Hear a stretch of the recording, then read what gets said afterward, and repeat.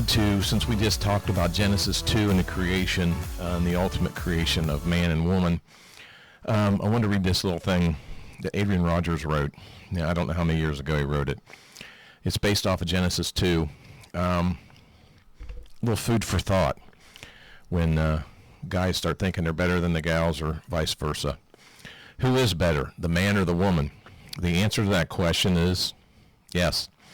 A man is infinitely superior to a woman at being a man, and a woman is infinitely superior to a man at being a woman. God made us different, that he might make us one. Never forget. Neither is superior to the other, but we are very, very different.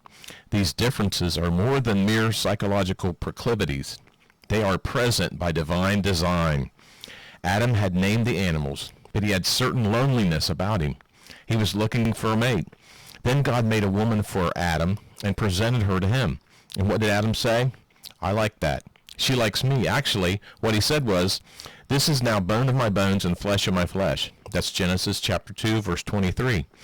Not only did Adam like Eve because she was like him, he also liked her because she was not like him.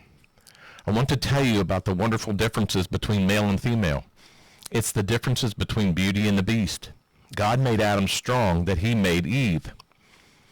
His physical frame was stronger, his shoulders broader. And a lot of women won't be surprised to learn that men have thicker skulls. And what did God make Eve to be? The word Eve means life giver. She's a nurturer. So God made her physical body to nurture, to love, to be gentle, to be soft. Man, if your wife is delicate, it's her delicacy that makes her so wonderful. You ought to have protective instincts for your wife. As a stronger vessel, you ought to give her honor as unto the weaker vessel. 1 Peter 3:7. But just because Eve was physically weaker than Adam does not make her inferior to Adam. Porcelain is weaker than steel, but it's not inferior to steel. There's another difference. It's like the tortoise and the hare. Man, you are like the hare, the rabbit, and your wife is like the tortoise. You have a lot more energy, but she has a lot more durability. She's going to get tired when you don't get tired, but she has more stick-to-itiveness. Therefore, she's going to outlast you. Here's the third difference, the romantic and the mechanic. Man has a job to keep the garden. What does he need for that? A hard outer shell. And what is the woman's responsibility? She's the homemaker. She's to love, to nurture, and to raise the children. Women are soft and romantic. What turns a man on is physical beauty. A smart man will learn to be romantic, and a smart lady learns to keep herself as physically attractive as possible. Which is better? Neither is better. They are just different. God made us to be different.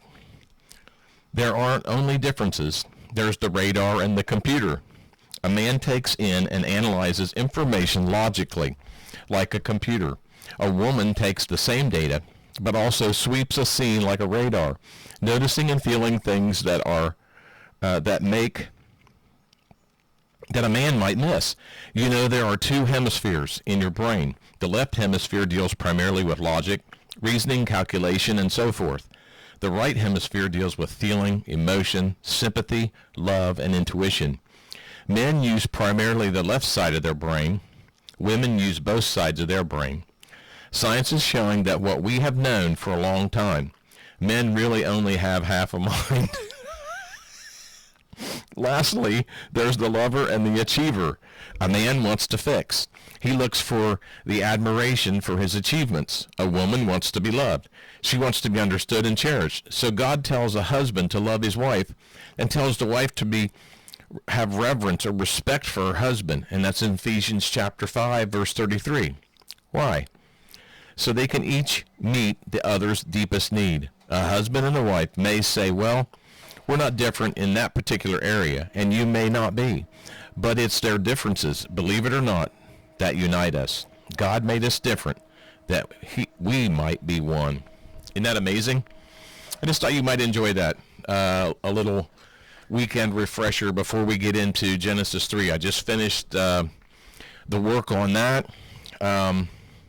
Unfortunately, we're probably not going to have time to talk about Cain and Abel, the murder, and the family tree of Cain and Adam. We're just going to get through the fall in the garden.